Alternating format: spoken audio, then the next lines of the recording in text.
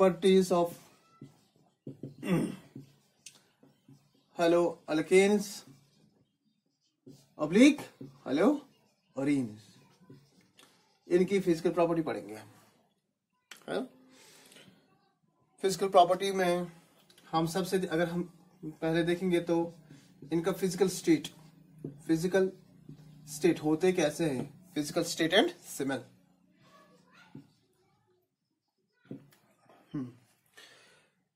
आमतौर पर अगर हम देखेंगे जिगर मेरा जो हेलोएल्केन्स होते हैं ये कलरलेस होते हैं।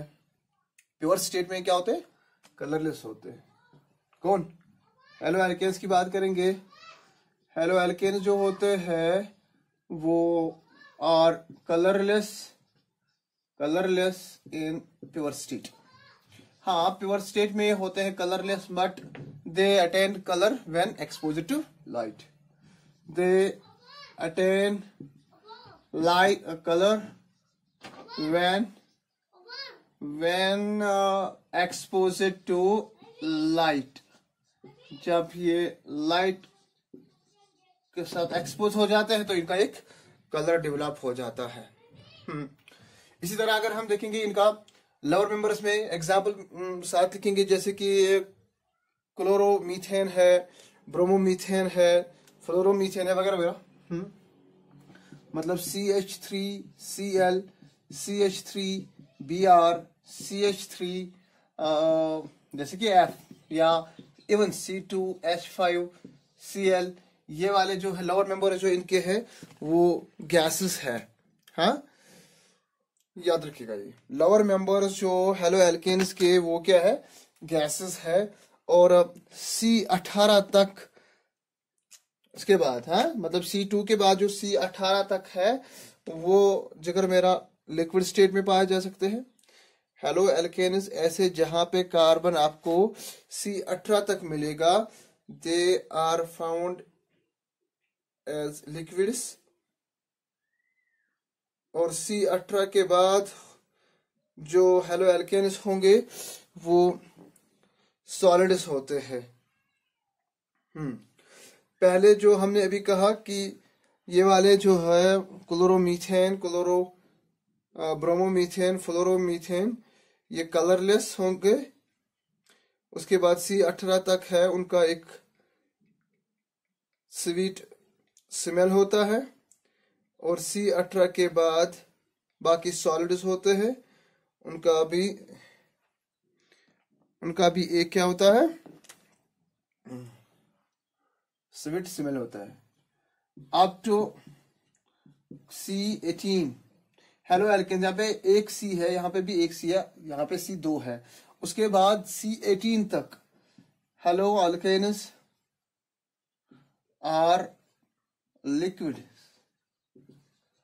With sweet smelling. उसके बाद फ्रॉम C18 onwards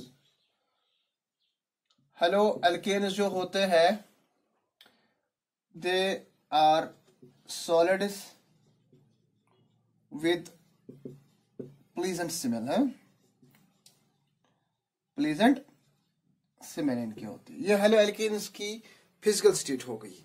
इसी तरह अगर हम हेलोअरीन्स की देखेंगे, हेलोअरीन्स जो होते हैं वो लिक्विड्स होते हैं और उनका भी प्लीजेंट ऑर्डर होता है। उसके बाद सॉलिड्स होते हैं। मतलब यहाँ पे हेलोएल्केन्स की अगर हम बात करेंगे, ये वाले जो है गैसेस होते हैं।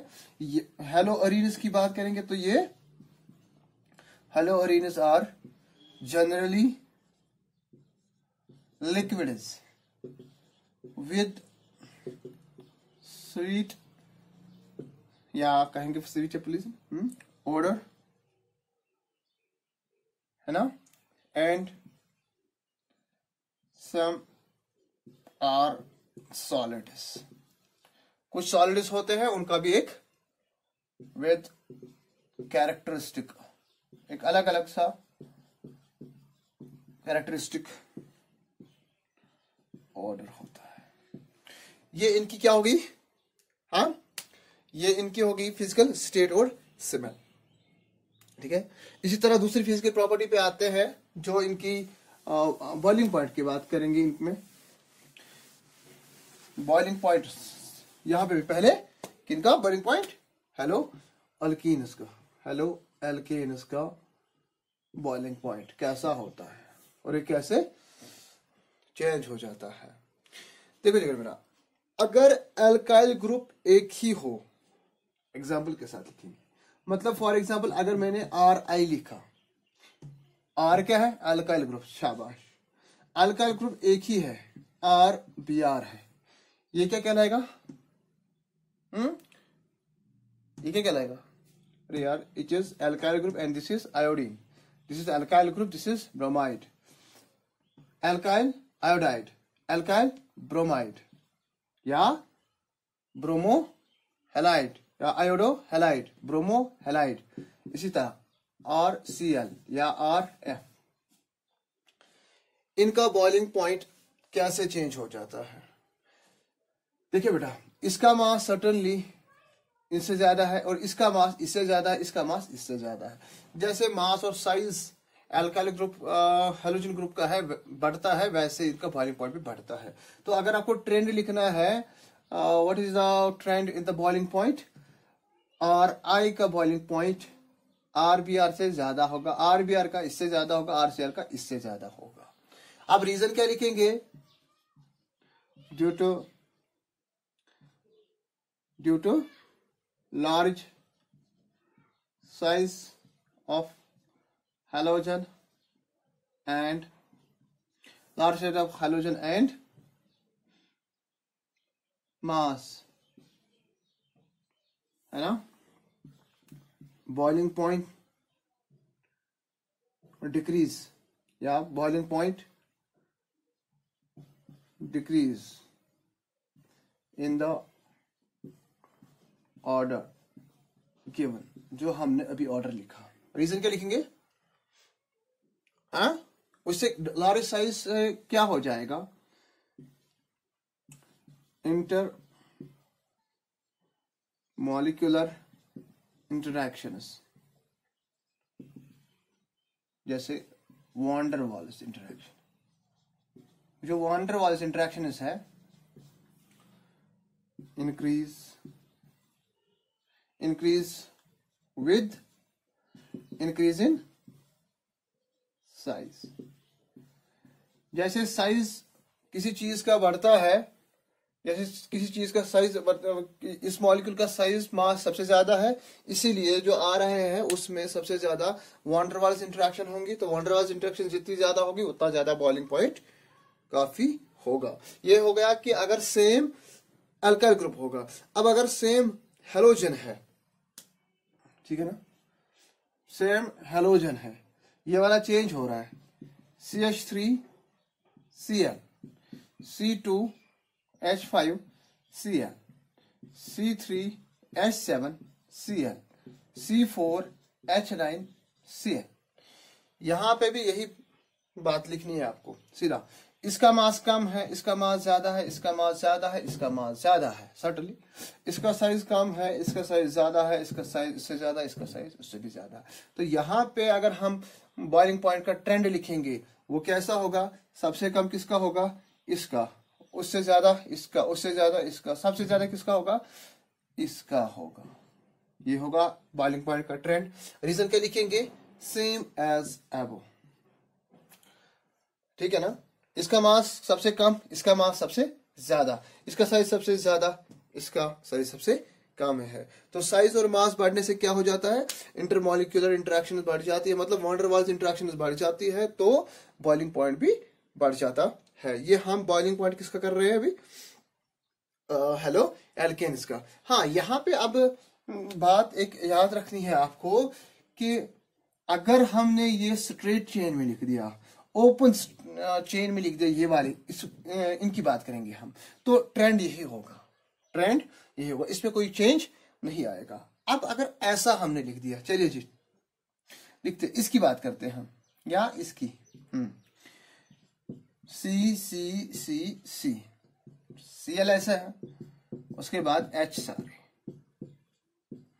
अगर ये ओपन स्ट्रक्चर है तो ऐसा बनाएंगे, बना सकते हैं ना, बट अगर ये ऐसा नहीं है, मतलब अगर एक मॉलिक्यूल ऐसा है, दूसरा मॉलिक्यूल इसी का आइसोमर है, सी सी सी, तीन ही लिख दिए, इसके साथ Cl है, CH3 CH3 CH CH2, ये आइसोमर बन गया ना इसका। या हम एक और एग्जांपल इसी के लेंगे, ये जो है C4H9Cl, इसकी एक और आइसोमर बना सकते हैं, CC,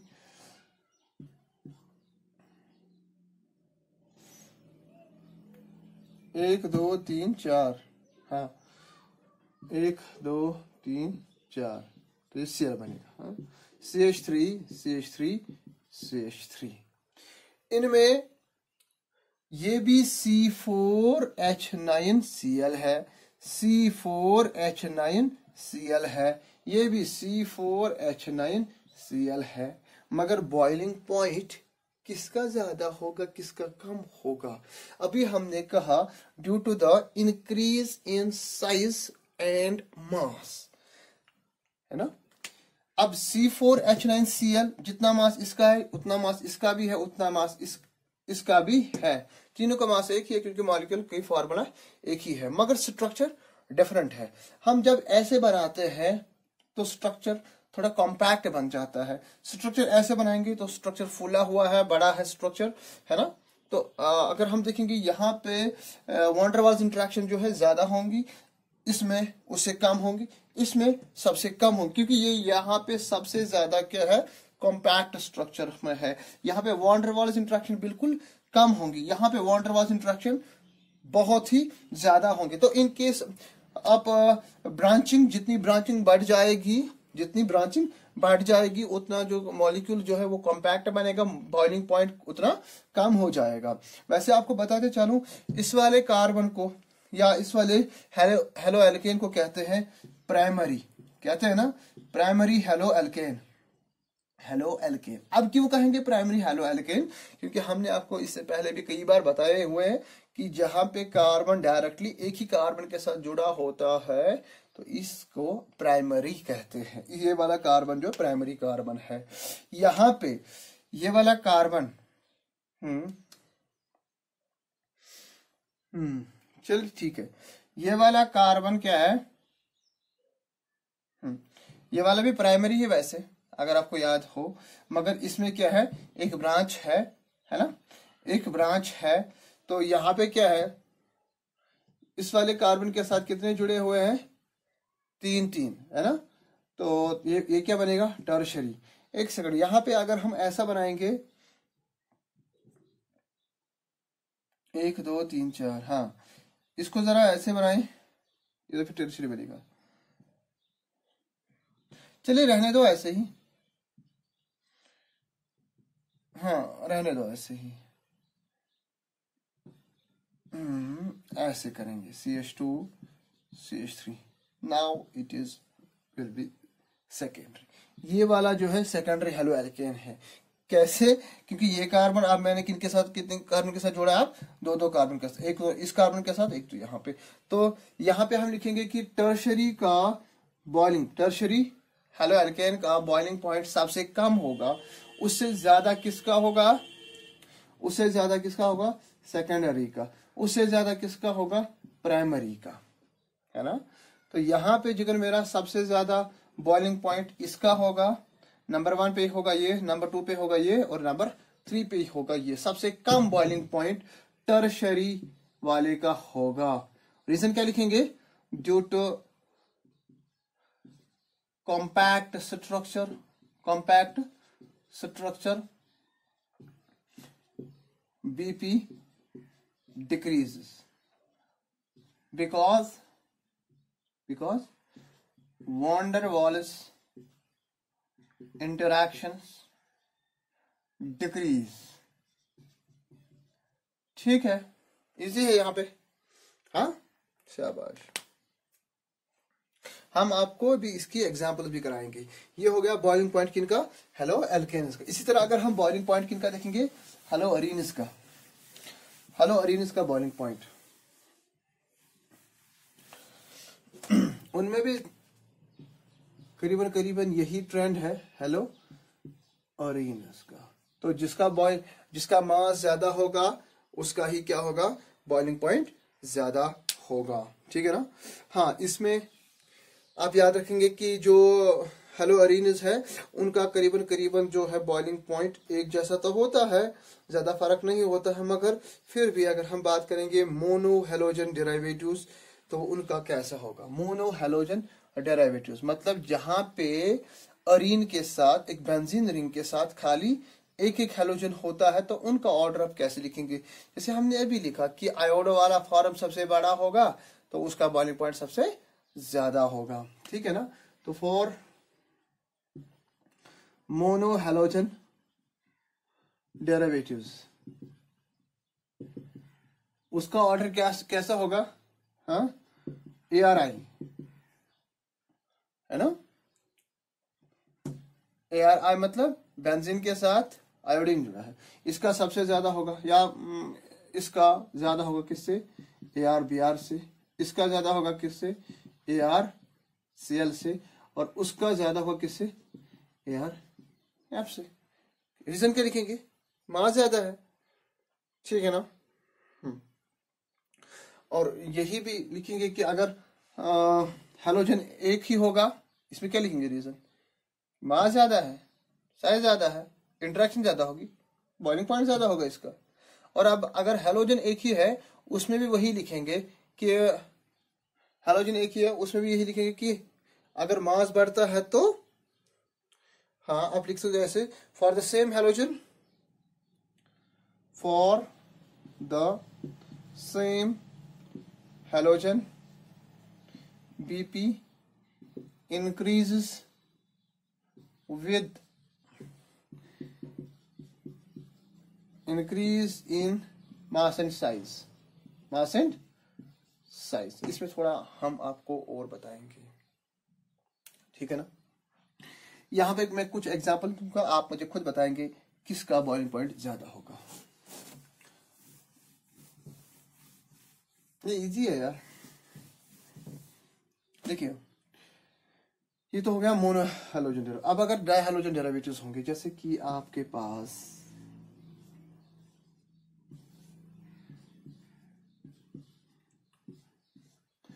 ये है, ये वाला है और ये वाला है, जानते हो इनको, बताया था परसों, हाँ जब नॉमेनक्लेचर ना, जब क्लासिफिकेशन की थी।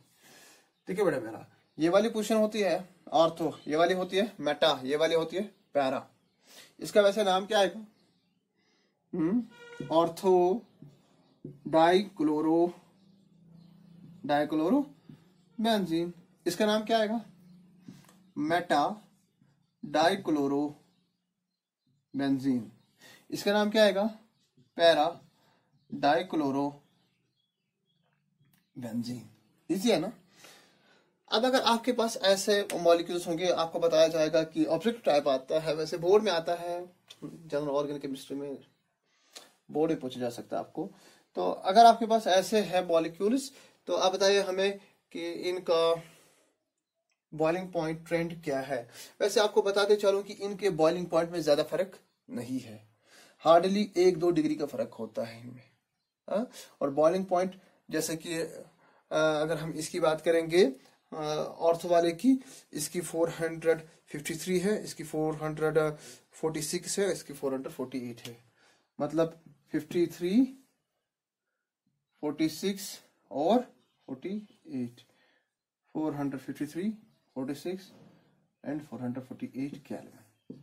तो बॉइलिंग पॉइंट, ये तो इनका बॉइलिंग पॉइंट, तो बॉइलिंग पॉइंट में ज्यादा फर्क नहीं है, ठीक है ना।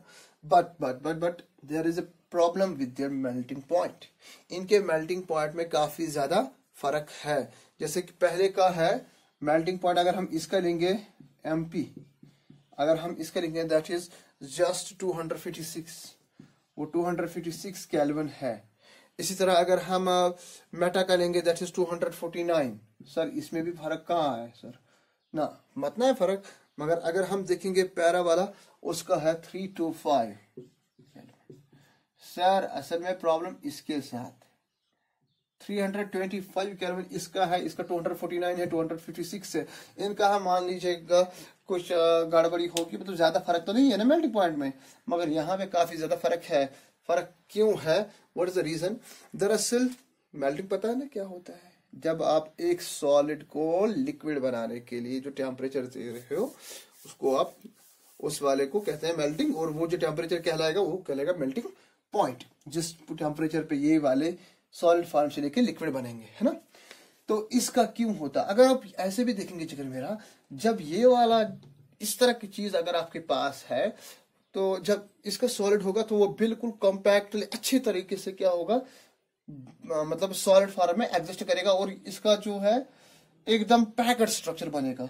यहाँ पे थोड़ा टेढ़ापन है क्योंकि यहाँ पे क्लोरीन और यहाँ पे क्लोरीन है, फिक्स बराबर नहीं हो जाएंगे।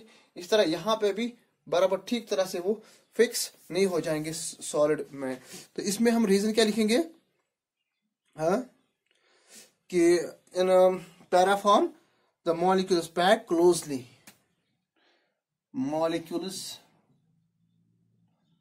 molecules pack closely in solid form।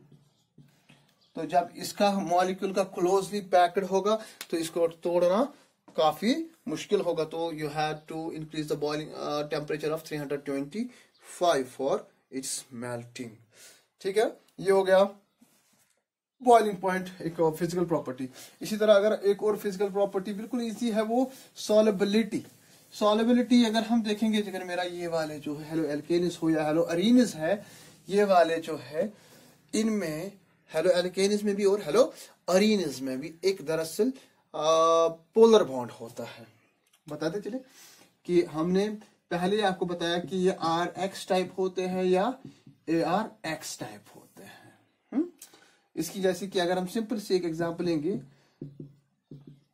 ठीक है ना, तो एक हैलोजन, क्योंकि हैलोजन में फ्लोरीन, क्लोरीन, ब्रोमीन, आयोडीन, वो सारे के सारे जो है अच्छा खासा इलेक्ट्रोनेगेटिव होते हैं। इलेक्ट्रोनेगेटिव होने से क्या हो जाएगा, ये जो इलेक्ट्रॉन पेयर है एक्स की ओर ड्रिफ्ट होगा। हाँ, बताया था, पढ़ाया था हमने, ये इलेक्ट्रॉन क्लाउड जो यहाँ पे कहाँ की ओर होगा, हैलोजन की ओर होगा। तो यहाँ पे स्लाइटली क्या होगा, डेल्टा नेगेटिव चार्ज, और कार्बन पे क्या होगा, स्लाइट डेल्टा पॉजिटिव चार्ज। ये कोवलेंट बॉन्ड तो है मगर इसमें पोलैरिटी होगी, because x is more electronegative, x is more electronegative,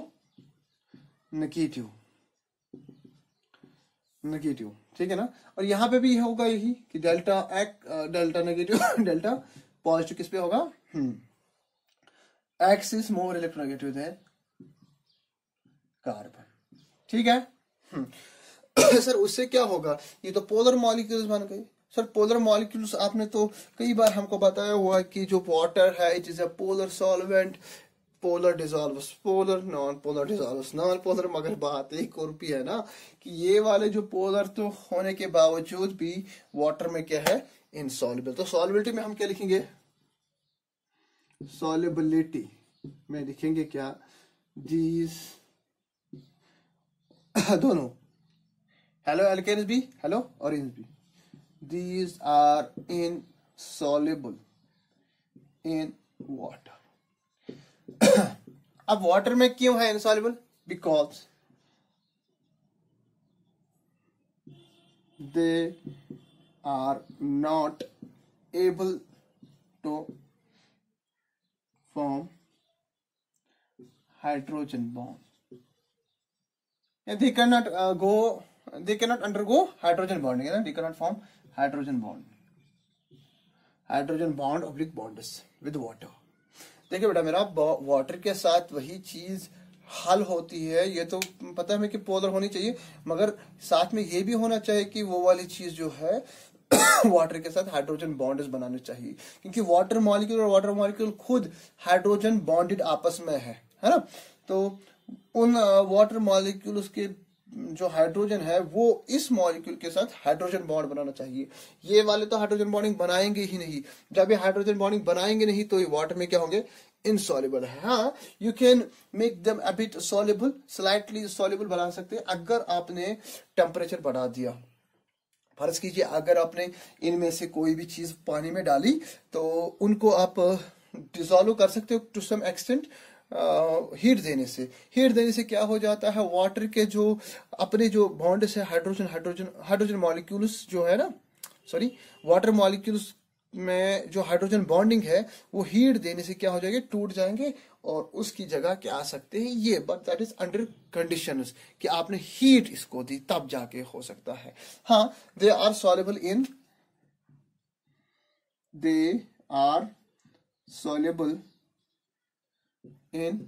organic solvents. Organic solvents में सॉल्युबल है, जैसे कि बेंजीन में है, CCl4 में है, और अल्कोहल्स में है, ईथर में है। तो ये क्या है उनमें, हाँ, सॉल्युबल है। या ये समझ में, शाबाश। उसके बाद एक और फिजिकल प्रॉपर्टी है, बिल्कुल इजी वाली सी, जो आप में से हर कोई जानता है कि डेंसिटी डेंसिटी में क्लोरो एल्केनस और जो ब्रोमो एल्केनस होते हैं वो पानी से हल्के होते हैं। क्लोरो एल्केनस, अरे वैसे क्लोरो एल्केनस ही होंगे। क्लोरो एल्केनस जो होते हैं, क्लोरो एल्केनस की बात नहीं करेंगे। Chloro alkanes are generally lighter than water. उसके बाद ब्रोमाइड्स, आयोडाइड्स, किनके iodides, iodo alkanes, bromo alkanes are heavier, मतलब उनकी डेंसिटी वाटर से ज्यादा है। अब वो वाले जो है हेलोअरीनस, वो सारे के सारे क्या है, पानी से भारी है।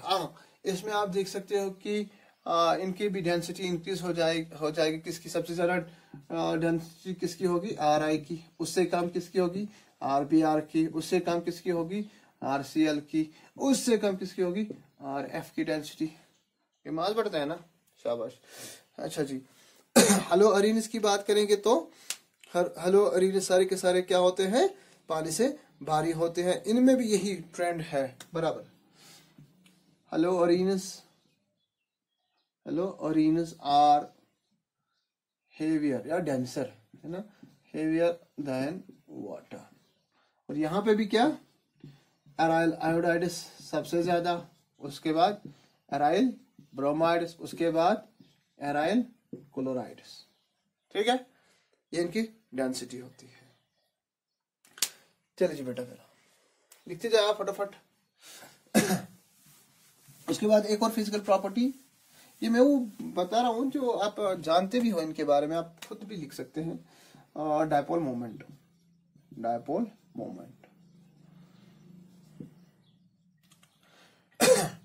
अभी हमने कहा कि ये वाले जो है हेलोअल्केन्स और हेलोअरीन्स जो होते हैं, ये क्या होते हैं, ये तो पोलर होते हैं। क्योंकि पोलर क्यों होंगे, इनके साथ जो हेलोजन है वो that is more electronegative than carbon, तो उस पे हेलोजन पे स्लाइटली क्या होगा, एक नेगेटिव चार्ज आ जाएगा और कार्बन पे एक स्लाइटली पॉजिटिव चार्ज आ जाएगा, है ना।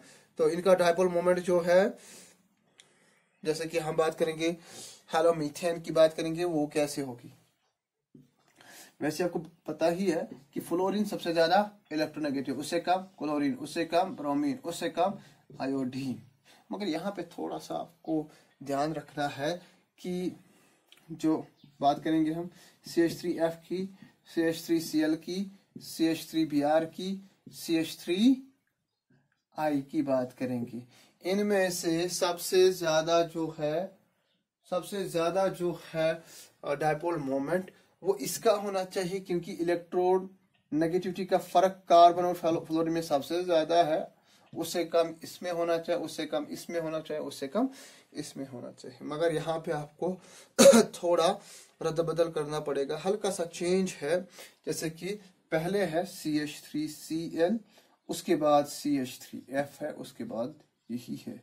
अब इसमें क्या रीजन लिखेंगे, व्हाई दिस ट्रेंड इज, ऐसा ट्रेंड। हाँ ये भी पता है कि उतना ज्यादा फर्क नहीं है बीच में, हल्का फुल्का सा, जैसे कि इसका है 1.86, इसका है 1.84, इसका है 1.83, इसका है 1.63, तो ज्यादा फर्क डायपोल मोमेंट में नहीं है। रीजन क्या लिखेंगे, इसका क्यों है फ्लोरोमीथेन का क्यों है क्लोरोमीथेन से कम, क्योंकि इसका साइज फ्लोरीन का साइज छोटा है, due to probable small size, due to small size of fluorine, है ना।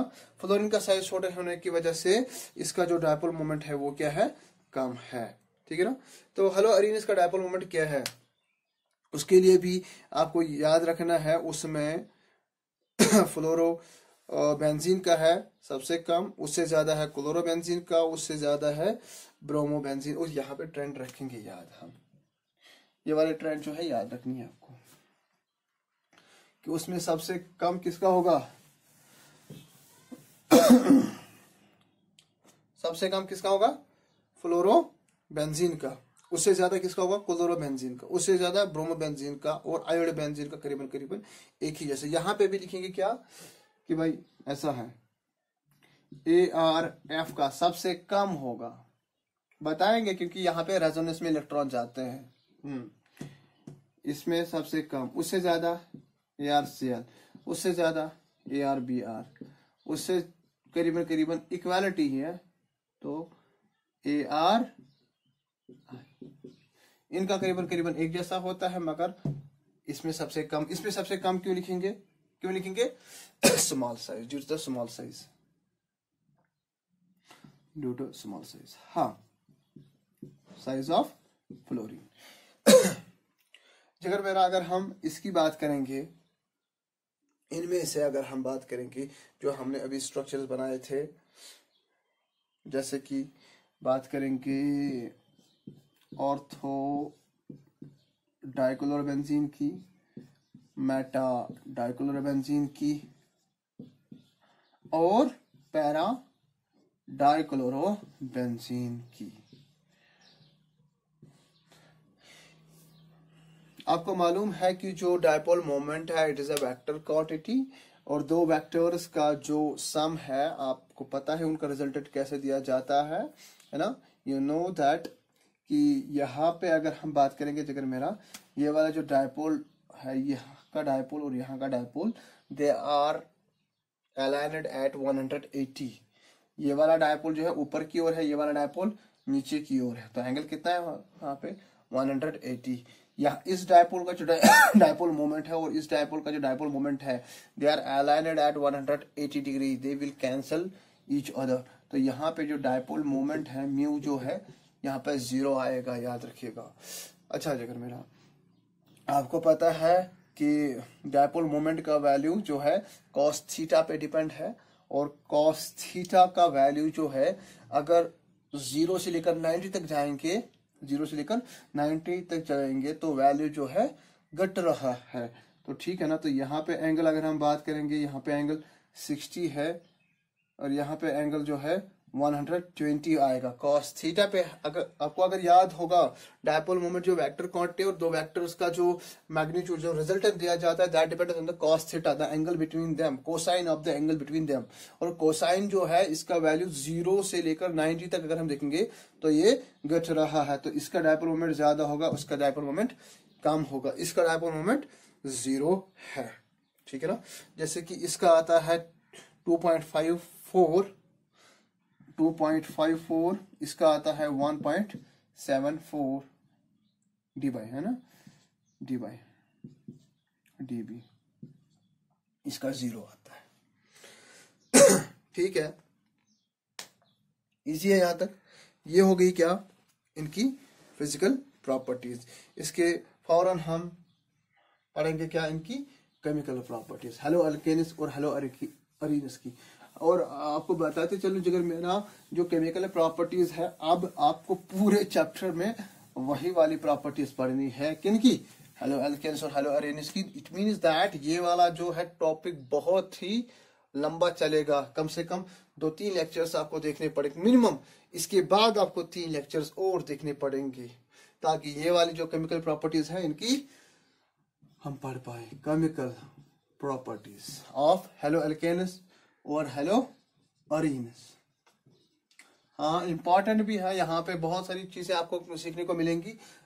केमिकल प्रॉपर्टीज पढ़ने से पहले हमने आपको अभी बताया कि जो ये वाला होता है, चाहे वो हेलो अरीन हो या हेलो एल्केन हो, इसमें जो एक्स है, एक्स और हेलोजन और कार्बन का जो बॉन्ड है that is polar because x is more electronegative than carbon, है ना। अब ये तो अलग अलग है, मतलब अगर आपके पास फ्लोरीन है, क्लोरीन है, ब्रोमीन है, आयोडीन है वगैरह वगैरह, तो इनकी तो इलेक्ट्रोनेगेटिविटी डिफरेंट है, तो दैट मीन्स पोलैरिटी भी चेंज हो जाएगी, मगर दैट इज पोलर। पोलर होगा, वो बॉन्ड होगा ना। तो पोलर होने की वजह से हमने बताया आपको कि यहाँ पे स्लाइटली क्या होगा, डेल्टा नेगेटिव चार्ज, यहाँ पे स्लाइट पॉजिटिव चार्ज आ जाएगा। तो यहाँ पे जो हम प्रॉपर्टी पढ़ेंगे जिगर मेरा, that will be due to the polarity of the CX bond in haloalkane and haloarene। इसकी बात करेंगे। हाँ, शाबाश।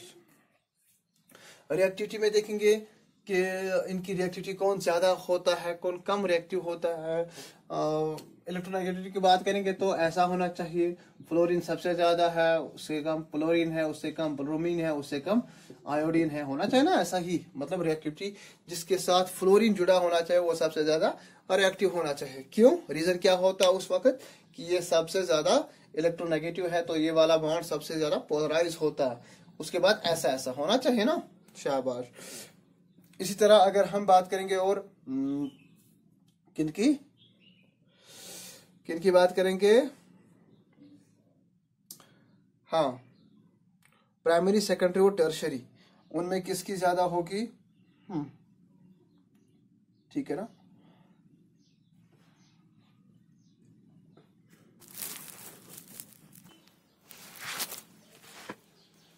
तो हम क्या कर रहे थे कि मतलब इलेक्ट्रोनेगेटिविटी जो है ऐसे डिक्रीज होती है, तो लगता क्या है कि रिएक्टिविटी ऐसी जिसके साथ फ्लोरीन होगा वो सबसे ज्यादा रिएक्टिव होगा, जिसके साथ आयोडीन होगा वो सबसे कम रिएक्टिव, लगता है ना ऐसा। इस तरह इससे पहले अभी हमने पढ़ा कि भाई डायपोल मोमेंट जो है सबसे ज्यादा किनका होता है, क्लोरो एल्केन का, उससे कम फ्लोरो एल्केन का, उससे कम ब्रोमो एल्केन्स का, उससे कम आयोडो एल्केन्स का, है ना। जिसकी पोलैरिटी की बात करेंगे तो वो ऐसे है ना, पोलैरिटी RCl का सबसे ज्यादा पोलैरिटी है, किसके, उसके बाद किसका था, RF का आता है, उसके बाद RBr का आता है, उसके बाद RI का आता है। पोलैरिटी की बात करेंगे, है ना। सबसे ज्यादा पोलर बॉन्ड ये होता है, उससे कम ये होता है, उससे कम ये होता है, उससे कम ये होता है। तो यहाँ पे भी एक्सपेक्टेड जो ऑर्डर ऑफ रिएक्टिविटी है ऐसे ही होना भी चाहिए ना। एक्सपेक्टेड मतलब ये सबसे ज्यादा पोलर है तो रिएक्टिव भी ज्यादा होगा ना। ये सबसे कम पोलर है तो ये क्या होना चाहिए, सबसे कम रिएक्टिव। मगर but actual order of reactivity is क्या है, वो सबसे ज्यादा रिएक्टिव कौन होगा, आयोडाइड, उसके बाद ब्रोमाइड्स, उसके बाद फ्लोराइड्स, उसके बाद क्लोराइड्स। Got it? सॉरी, ये ना रिवर्स है, यहाँ पे Cl, यहाँ पे है। अब यहाँ पे रीजन क्या लिखेंगे, व्हाट इज द रीजन दियो, रीजन तो होना चाहिए ना। और रीजन क्या है यहाँ पे,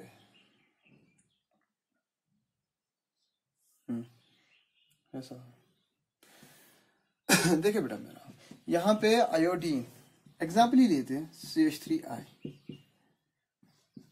CH3Br, CH3Cl, CH3F। मुझे बताइए बेटा मेरा सबसे बड़ा बॉन्ड कहाँ पे होगा, यहाँ पे होगा कि यहाँ पे होगा? ये होगा ना सबसे अव्वल नंबर पे बॉन्ड, बहुत बड़ा बॉन्ड है। उसके बाद बॉन्ड लेंथ का अगर हम देखेंगे ऑर्डर, बॉन्ड लेंथ सबसे बड़ा बॉन्ड यहाँ पे, उसके बाद यहाँ पे, उसके बाद यहाँ पे, उसके बाद। और ये भी आपको पता है कि जब बॉन्ड सबसे छोटा होगा तो उसको तोड़ने के लिए बहुत ज्यादा एनर्जी लगती है। उसको आप क्या कहते हो वैसे? Bond dissociation enthalpy. Bond dissociation enthalpy का क्या वैल्यू होगा? मतलब बॉन्ड तोड़ना यहाँ पे आसान होगा कि यहाँ पे यहाँ पे यहाँ पे? बॉन्ड तोड़ना वही आसान होता है जो बड़ा होगा। बड़ा बॉन्ड जो होता है वो वीक होता है, उसको तोड़ने के लिए कम एनर्जी लगती है। तो बॉन्ड डिसोसिएशन एंथैल्पी का जो ऑर्डर है वो ऐसे होगा। अरे होगा ना, सबसे कम बॉन्ड एंथैल्पी किसकी होगी? आयोडोमीथेन की, उसके बाद ब्रोमोमीथेन की, उसके बाद सबसे हाईएस्ट बॉन्ड एंथैल्पी किसकी है? फ्लोरोमीथेन की। मतलब ये वाला जो बॉन्ड है काफी स्ट्रॉन्ग है, ये वाला बॉन्ड जो है इनमें से वीकेस्ट है।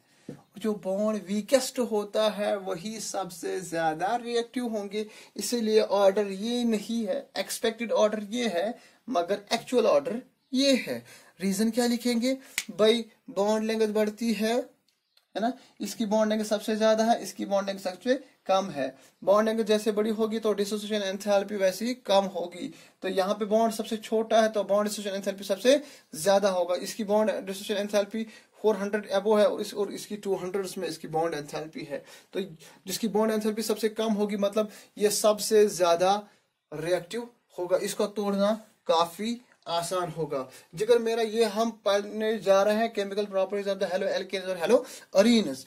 तो मगर नेचर क्या है, स्टार्ट कहाँ पे होगा, ये हमें पढ़ना है कि दरअसल रिएक्टिविटी है क्या, है ना, किसकी वजह से ये रिएक्टिव होती है। यहाँ पे लगे हाइड्रोजन उनकी वजह से रिएक्टिव नहीं है, यहाँ पे लगे हाइड्रोजन उनकी वजह से रिएक्टिविटी नहीं पढ़नी हमें ये वाला जो बॉन्ड है पोलर बॉन्ड है, इसकी वजह से रिएक्टिविटी इनकी है वो वाली पढ़नी है। और उसमें केमिकल प्रॉपर्टीज में हम क्या पढ़ेंगे,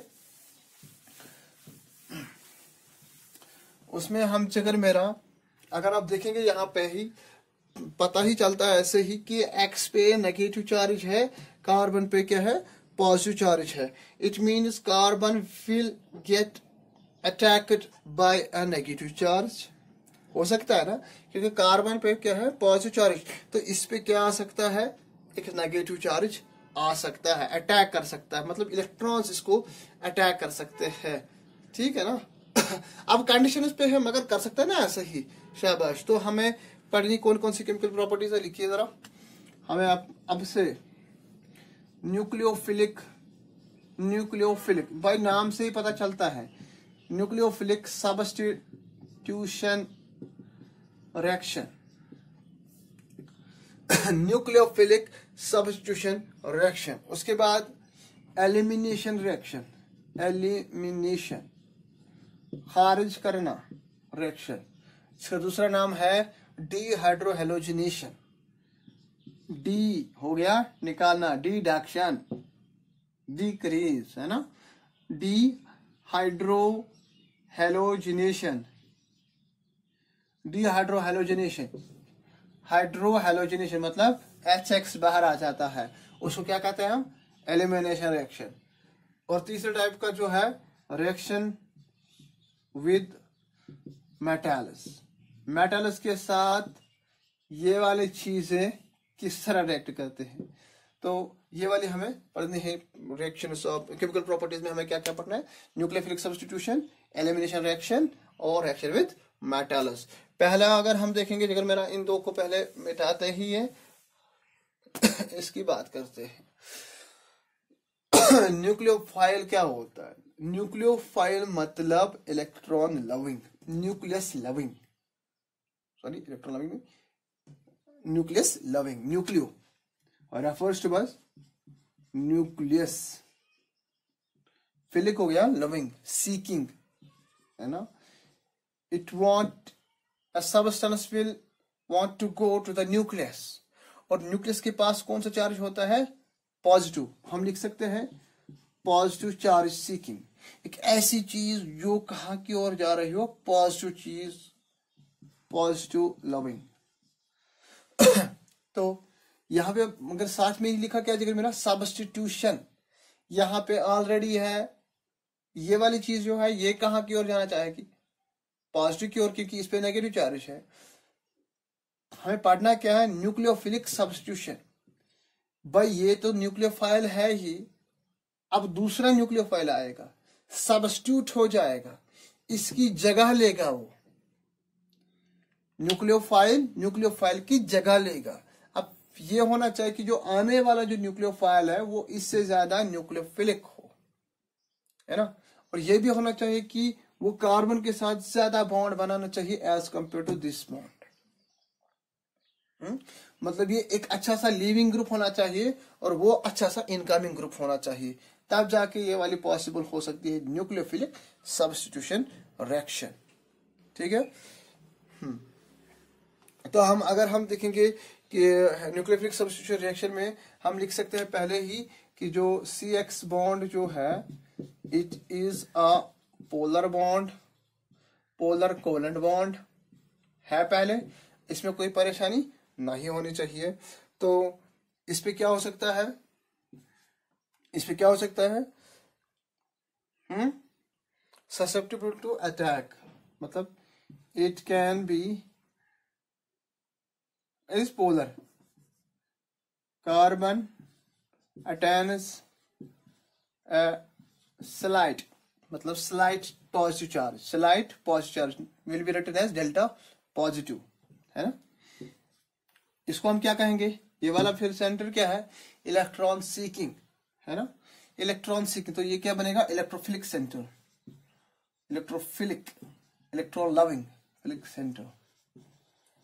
carbon attends slight positive charge, that is becomes a electrophilic centre. ठीक है ना, शाबाश। तो जब इस पे है तो इसको क्या हो जाएगा, विल बी अटैक्ड बाय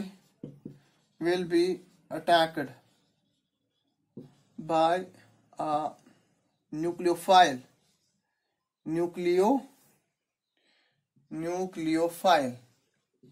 हमने अभी बताया कि न्यूक्लियस लविंग, है ना, it will itself have electron sufficient होता है। न्यूक्लियस लविंग इलेक्ट्रॉन सफिशिएंट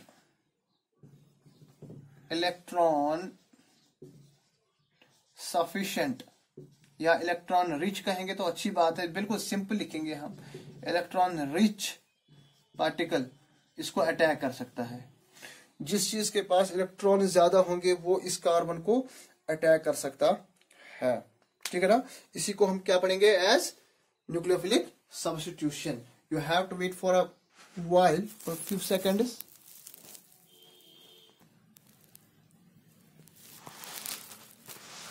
तो हम बेटा बात कर रहे थे न्यूक्लियोफिलिक सब्स्टिट्यूशन रिएक्शन की। मैंने बताया कि जो ये वाला बॉन्ड है पोलर वगैरह है।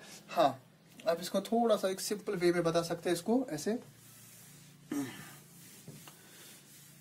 हमें काफी ज्यादा बड़ा मतलब इसका लेक्चर होगा एक अलग से न्यूक्लियोफिलिक सब्स्टिट्यूशन का, मगर वो दूसरे लेक्चर में हमारे होगा।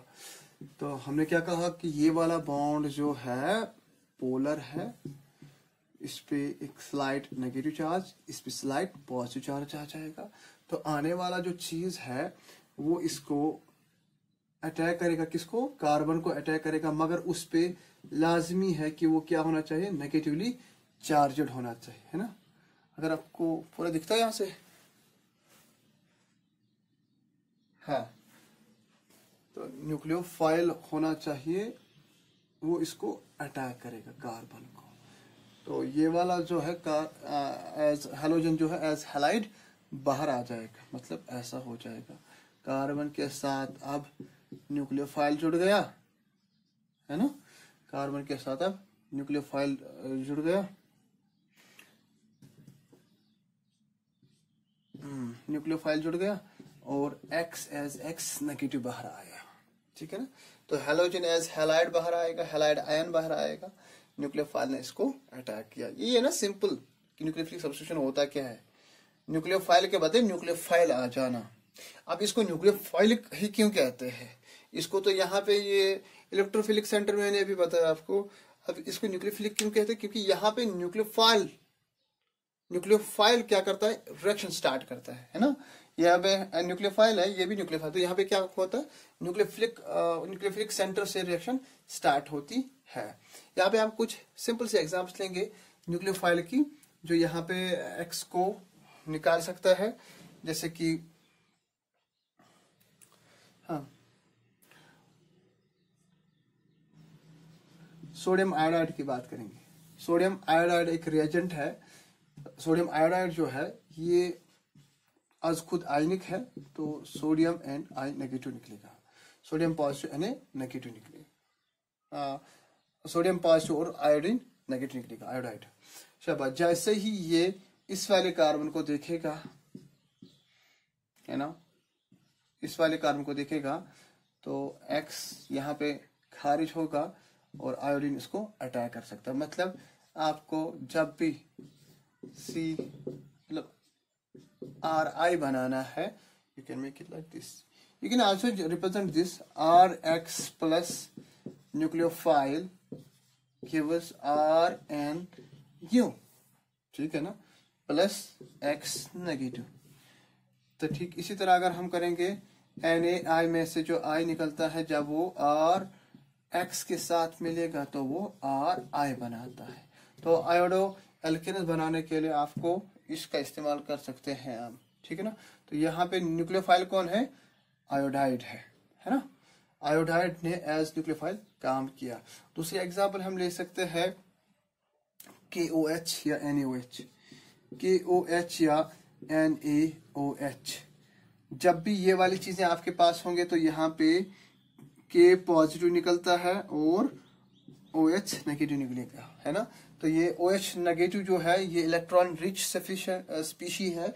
It will act as a what? Nucleus loving, है ना। It will love to go the positive charge, nucleophile काम करेगा। तो अगर आपके सामने RX होगा तो इसको OH नेगेटिव डालेंगे तो क्या मिल सकता है? ROH। Do you know this is alcohol, ठीक है, इजी वाला है, शाबाश। एक और हम समझाएंगे आपको एग्जाम्पल इसमें न्यूक्लियोफिलिक सब्स्टिट्यूशन में। न्यूक्लियोफिलिक सब्स्टिट्यूशन में एग्जाम्पल अगर हम लेंगे KCN की बात करेंगे, पोटेशियम साइनाइड की बात करेंगे, इसके साथ RX को जोड़ेंगे तो RCN बनेगा, ठीक है, RCN एल्काइल साइनाइड, ठीक है ना, एल्काइल साइनाइड बनेगा, या जिनको आप नाइट्राइल्स भी कहते हैं, नाइट्राइल्स भी कहेंगे तो ठीक है, साइनाइड एल्काइल साइनाइड भी कहेंगे तो ठीक है, आपकी मर्जी। अब अगर आपके पास ऐसा होगा AgCl, silver cyanide, silver cyanide जब बनेगा जिगर मेरा RX के साथ मिलाने के बाद ये RCN नहीं RNC देता है। सर अगर ये साइनाइड है ये क्या है? इसको आइसोसाइनाइड कहते हैं। हम अभी समझाएंगे आपको ये क्या है, क्योंकि इस तरह के क्वेश्चन आते हैं बोर्ड एग्जाम में नहीं, कॉम्पिटिटिव एग्जाम की बात करते हैं। इसका नाम क्या है? आइसोसाइनाइड या आइसोनाइट्राइल भी कहते हैं। दरअसल क्या है, ये जो KCN है ये एक आयनिक कंपाउंड है ना। इसमें K पॉजिटिव और CN नेगेटिव निकलता है, CN नेगेटिव निकलता है। और CN नेगेटिव जो है इस पे कार्बन पे जो है चार्ज नेगेटिव आएगा। अब देखेंगे ऐसे CN चार्ज है ना यहाँ पे, ठीक है ना, मतलब नेगेटिव चार्ज है ना। इस पे भी 2 इलेक्ट्रॉन्स है, इस पे भी है, मतलब इलेक्ट्रॉन्स इस पे भी है और इस पे भी है, मगर फिर भी काम कौन करेगा?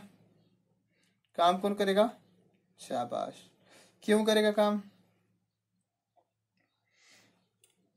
कौन करेगा? ये वाला कार्बन जो है इसके साथ जुड़ जाएगा, ठीक है ना। अब इसके बरकस अगर हम ये वाले मतलब RCN बनेगा फिर, हाँ? अगर हम इसकी बात करते हैं तो यहाँ पे ऐसा क्यों नहीं होता है? दरअसल जो AG C और N है यहाँ पे कार्बन कोवलेंटली बाउंडेड है, ये मतलब फ्री नहीं है, ये बंधा हुआ है, हाँ ये बंधा हुआ है, ये ऐसे फ्री में नहीं मिलेगा आपको, ठीक है ना। तो यहाँ पे जो इलेक्ट्रॉन किसके पास है? नाइट्रोजन के पास है, वो वाले जो है RX के साथ बॉन्ड हो सकते हैं, मतलब आर, फिर क्या करेंगे, सॉरी हम किसकी बात कर रहे थे, केसीएन की बात, हाँ यहाँ पे मैंने दूसरी एग्जांपल ली थी, बिल्कुल। तो बनेगा क्या, आर, शाबाश, गुड, RnO2 बनेगा। AgCN की बात करेंगे, सॉरी कहीं पे गड़बड़ हो गई, 1 मिनट। AgCN की बात करेंगे, AgCN की बात करेंगे तो और AgNC बनेगा, AgNC बनेगा। मतलब R के साथ कौन होगा, अगर हम ऐसे भी दिखाएंगे तो कोई बात नहीं, AgCN। नाइट्रोजन दिखाना है किसके साथ, इसके साथ, क्योंकि कार्बन यहाँ पे बंधा हुआ है। गॉट इट, इजी है। तो हमारा जो नेक्स्ट टॉपिक होगा इसके साथ ही जो वाबस्ता है, वहां पे हम पढ़ेंगे ये जो सब्स्टिट्यूशन है, न्यूक्लियोफिलिक सब्स्टिट्यूशन, ये 2 तरह का होता है, इसके दो मैकेनिज्म होते हैं। हम पढ़ेंगे हमारे नेक्स्ट जो अभी इसके साथ ही आप पढ़ेंगे, न्यूक्लियोफिलिक सब्स्टिट्यूशन रिएक्शन, इसका मैकेनिज्म हम पढ़ेंगे। मैकेनिज्म हम इसका 2 तरह का पढ़ते हैं, न्यूक्लियोफिलिक सब्स्टिट्यूशन यूनिमोलिक्यूलर, मॉलिक्यूलर, जिसको लिखा जाता है SN1, न्यूक्लियोफिलिक सब्स्टिट्यूशन यूनिमोलिक्यूलर। इसी तरह न्यूक्लियोफिलिक सब्स्टिट्यूशन बाइमोलिक्यूलर, तो हम उसको क्या लिखेंगे, SN2, ठीक है। ये भी बताएंगे कि SN1 और SN2 क्यों लिखा जाता है, यूनिमोलिक्यूल से मुराद क्या है, बाइमोलिक्यूल से क्या मुराद है। हम इसका दूसरे लेक्चर में आपको क्या दिखाएंगे, इसका